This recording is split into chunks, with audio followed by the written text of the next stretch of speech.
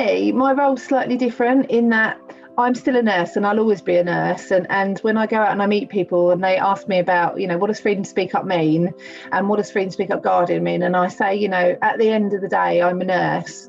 And it's lovely to be able to use those skills that I've kind of developed as I've gone through to support people and to see the amazing stuff that people are doing. And I'm very privileged in that I'm able to go and see services and meet people. COVID has got in the way of that a little bit, but we're still able to do it. And to hear them, how proud they are of the stuff that they're doing and the innovation that they are looking at is really lovely. It's a real privilege to be able to do that. Freedom to Speak Up, sometimes I don't always hear the happiest of stuff, but actually on the other side of it, I get to hear some really amazing things. And I think we've got a workforce that are actually really proud of what they're doing and probably just need to get a bit better about shouting about it, actually, to be honest. So yeah, it's a great thing. I think that being proud of nursing at Cygnet, it's not difficult. You just have to watch the Facebook page. Every day there is a team on there that's been cooking or baking or running or supporting the service users in raising some money for some homeless people or a charity. And all the way through COVID, they've just worked with our service users and patients tirelessly to improve the patient experience, to value them as people. And you just see that. You see that when you go to the service, go to the services, you see that when you look at our social media.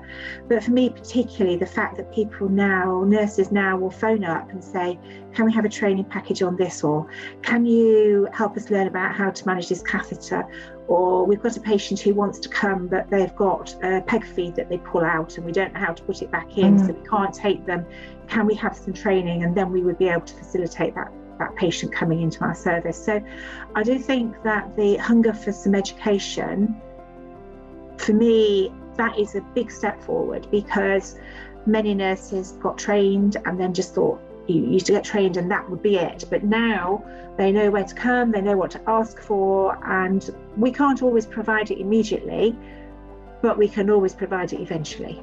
And that for me is a good thing. I mean, I've been a nurse a long time and I'm still proud to be a nurse, and I'm proud to be a nurse at Cygnet, so it's a good place to work. Both Caroline and Julie have summed it up well in terms of there is a lot of hugely amazing work going on out there, which is evidenced through our social media channels, but also the compliments that we have from our service users and the work that our experts by experience do. But I think for me, it's an absolute privilege being the Director of Nursing here at Cygnet, and I feel very humbled to be leading such a great team, really. And the nurses here are fantastic, and our support workers are fantastic, and on the whole receive fantastic care. So I think lots to be proud of, I think. Genuinely, some of the stuff that I've seen since I've been here, I've just been amazed.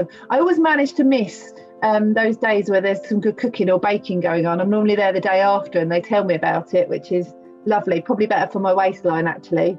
But Caroline's right, there's some incredible stuff that's happening across health and social care, but just really, really innovative and exciting and fun stuff as well. Yeah. It's things that normalise a human experience when you have your liberty taken away from you under a mental health section, to actually be able to have positive relationships with service users and patients in that circumstance I still find it remarkable, and it's a testament to the skills of the nurses that they are able to do that. Yeah. To have that respect for somebody who is really often unwell and threatening and may actually be violent and abusive, to continue to work with them to an end point where there is a positive regard for each other and it's a happy relationship and there's lots of activity going on, and they're progressing to a position where they're rehabilitated and can step down to a lesser service, or better still, even be discharged. Those are good things, and they're hard things to achieve, and they're achieved, I think, because our nurses are doing it really well. Yeah.